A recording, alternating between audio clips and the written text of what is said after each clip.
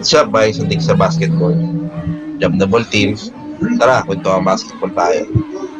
O habang ang lahat, pinakatutok ang atensyon sa ating Gilas Pilipinas Asian Games team, ay sasama ko naman ang ating Batang Gilas Under 16 team sa FIBA Asia Under 16 2023.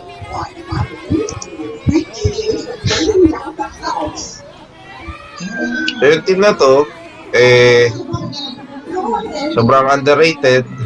Hindi katulad ng panahon nila Kai, halos lahat ng players doon is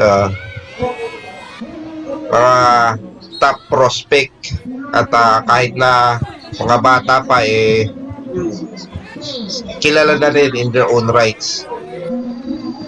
So tara, kilalanin natin kung sino ang bubuo sa under 16 sa ating under 16 team nakakasa sa FIBA Asia Under 16 Asian Championship. Paul Cyron Jiao, height 6'6". Iros Chua, height 5'11". Joaquin Gabriel Lodovice, height 5'9".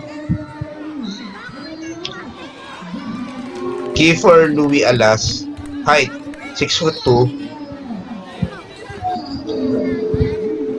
Kurt Nathan Velasquez, height 5'11". Samuel Alegre, height 6'1".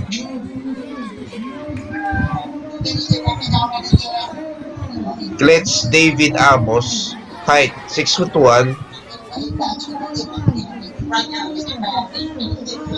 Edrin Morales, height 6'4". Bon Ervin Daha, height 6'4". Jaime Lorenzo Gomez de Liano, height 6'5". Noah Mateo Banal, height 6'1". Elijah Mark Williams, height 5'11". Head coach ay si Josh Reyes pa rin. So ang schedule nating Batang Gilas Under 16 ay mamaya na to, September 18, 12:30 ng madaling araw versus China. Mamaya na to. September 19, 12:30 AM versus Kazakhstan. And September 20, 12:30 AM din versus Malaysia. So yun nga, mamaya versus China at sobrang dehado ng ating mga bata dito, no? Yung China, lalaki. So yun, good luck sa mga kabataang ito. Laban lang, kahit dehado. At sana lang walang ma-injured. So yun, dislike, share, subscribe, taktakin mo ng bell button para lagi kayong updated sa mga kwentuhang basketball natin. Maraming salamat sa uulitin. Peace.